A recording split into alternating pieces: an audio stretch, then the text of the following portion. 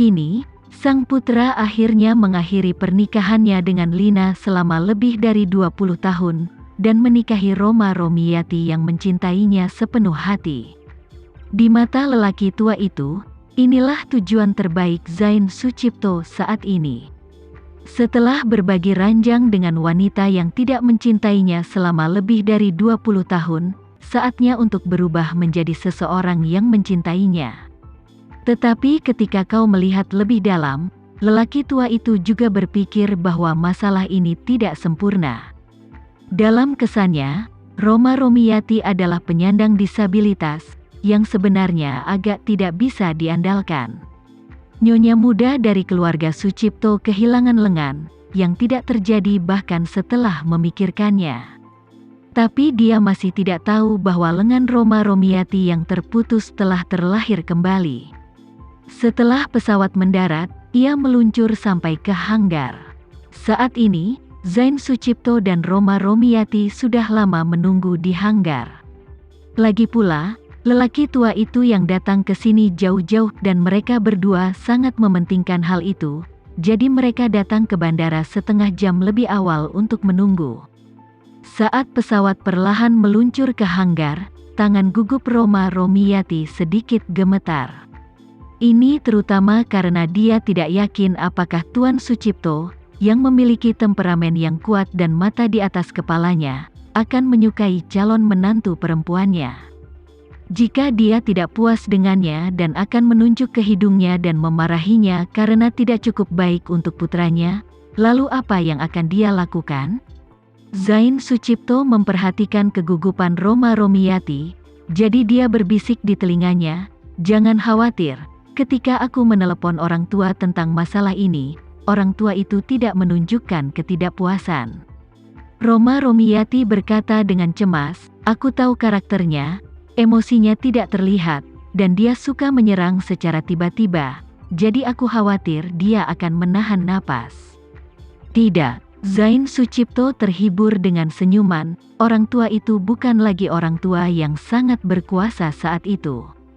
Sekarang, pikirannya adalah tentang memelihara kuda. "Aku bilang kita akan menikah dan aku mengundangnya." Reaksi pertamanya adalah menghitung waktu.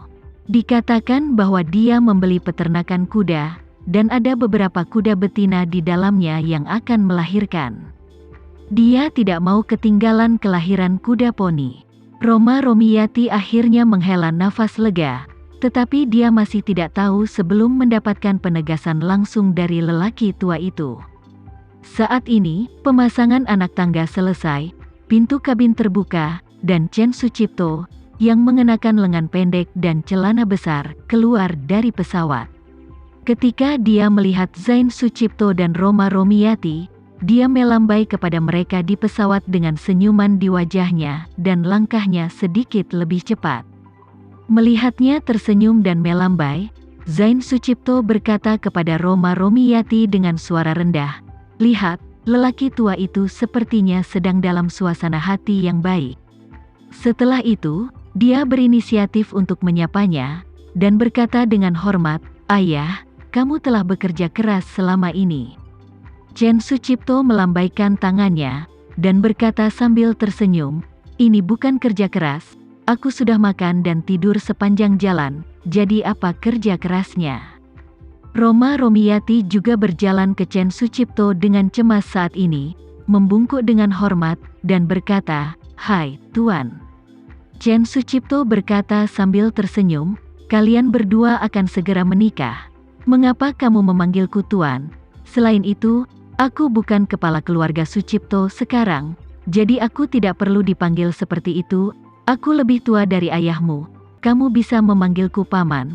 Tunggu sampai hari pernikahan untuk memanggilku ayah." Roma Romiati tidak menyangka lelaki tua itu begitu mudah didekati sekarang, dan dia langsung santai. Zain Sucipto benar-benar merasa lega, menunjuk ke Rolls-Royce di belakangnya, dan berkata kepada lelaki tua itu, "Ayah, ayo pergi ke hotel dulu." "Oke." Chen Sucipto sedikit mengangguk, dan Roma Romiati yang berada di samping sudah mengambil langkah pertama. Dia membukakan pintu mobil untuknya, memberi isyarat mengundang, dan berkata dengan hormat, "Paman, silahkan." Chen Sucipto tanpa sadar merespons, dan hendak masuk ke mobil. Ketika dia tiba-tiba menyadari bahwa Roma Romiati membuat isyarat mengundang dengan kedua tangannya. Dia menunjuk ke tangan kanan Roma Romiati dengan bingung, dan bergumam, "Roma Romiati, kamu, ada apa dengan tangan kananmu?" Chen Sucipto, yang pernah menjadi tuan tanah di Madagaskar selama beberapa waktu, tidak tahu apa yang dialami Roma Romiati selama ini. Dia baru ingat bahwa lengannya dipotong untuk menyelamatkan putranya, dan luka sebahu hampir sepenuhnya memotong seluruh lengan kanannya. Namun, Roma Romiati di depannya mengenakan rok panjang berlengan setengah, dan kedua lengannya tampak utuh dan fleksibel. Chen Sucipto juga orang yang telah melihat dunia, dan dia tahu betul bahwa kaki prostetik terbaik pun tidak akan terlihat realistis dan fleksibel seperti ini. Melihat ekspresi terkejutnya, Roma Romiati hendak menjelaskan, ketika Zain Sucipto di samping buru-buru berkata, "Ayah, ceritanya panjang, mari kita bicarakan di dalam mobil." Chen Sucipto tahu bahwa mungkin ada sesuatu yang tersembunyi tentang masalah ini, jadi dia mengangguk dan masuk ke dalam mobil. Roma Romiati langsung masuk ke mobil terlampir, sedangkan Zain Sucipto mengemudikan mobilnya sendiri. Setelah mobil dinyalakan, Zain Sucipto berkata kepada Chen Sucipto yang duduk di barisan belakang, "Ayah, sejujurnya, lengan kanan Roma Romiati sudah pulih." Artinya lengan Roma Romiati yang terputus telah beregenerasi? Ya, Zain Sucipto mengangguk, memang benar, kejadian ini terlalu mengejutkan, tapi untungnya Roma Romiati belum pernah ke Jakarta tahun ini. Jadi tidak ada yang tahu tentang dia. Kami tidak ingin orang luar mengetahuinya, jadi jangan beritahu orang lain tentang itu. Chen Sucipto bertanya dengan takjub, bagaimana ini bisa terjadi? Aku belum pernah mendengar bahwa ada teknologi medis seperti itu sekarang. Setelah itu, tanpa menunggu Zain Sucipto menjawab, Chen Sucipto tiba-tiba melebarkan matanya dan berseru, "Mungkinkah? Mungkinkah karena Tama?" Saat menghadapi kejadian luar biasa seperti itu, hal pertama yang terlintas dalam pikiran adalah Tama. Selain Tama, dia benar-benar tidak bisa memikirkan orang lain yang bisa memiliki keterampilan seperti itu. Zain Sucipto tidak menyembunyikannya, mengangguk, dan berkata, "Tebakanmu benar, ini Tama. Tama punya sejenis obat mujarab yang bisa meregenerasi anggota tubuh manusia, dan Roma Romiati mengambil ramuan yang dia berikan untuk meregenerasi anggota tubuhnya. Yang paling dibesar-besarkan adalah Ito Yuhiko dari keluarga Ito di Jepang.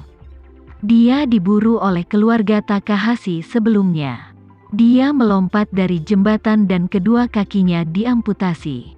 Setelah meminum obat mujarab, kedua kakinya juga tumbuh kembali utuh." "Tidak mungkin," gumam Chen Sucipto kaget.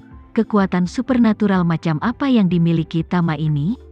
Hal yang luar biasa seperti itu bisa menjadi kenyataan di tangannya. Bahkan dalam dongeng, aku belum pernah mendengar ada pil yang bisa meregenerasi lengan yang patah. Zain Sucipto menghela nafas, kemampuan Tama tidak bisa dibayangkan lagi. Hal semacam ini orang biasa tidak bisa memahaminya. Biarkan aku memberitahumu ini. Raya telah didukung oleh Tama satu demi satu, dan sekarang dia adalah prajurit bintang 5. "Apa?" Otak Chen Sucipto pusing, dan dia bertanya tanpa sadar, "Raya sekarang adalah seniman bela diri bintang 5. Sudah menjadi prajurit bintang 5?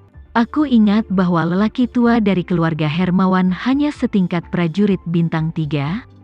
Zain Sucipto mengangguk, ini keuntungan didukung oleh Tama. Dia mengetahuinya di Gunung Renzares hari itu.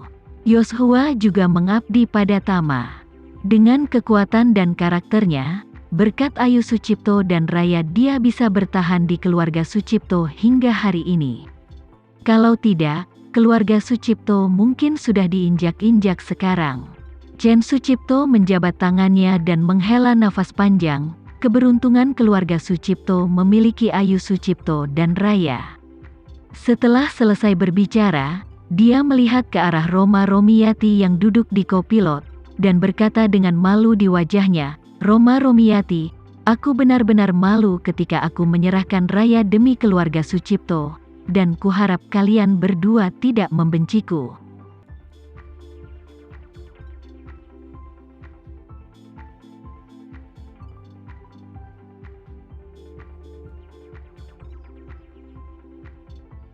Sekian dulu ya video kali ini, kita lanjutkan lagi videonya di lain waktu. Oh iya, bagaimana menurut kalian? Semoga bisa sedikit menghibur kalian semua. Untuk teman-teman yang baru nonton, jangan lupa subscribe ya, hehehe. Dan kalau teman-teman ada yang ingin gabung langganan, bisa langsung gabung saja untuk dapat fitur yang menarik dan sedikit membantu Mimin. Terima kasih banyak sudah menonton, sampai jumpa lagi, bye.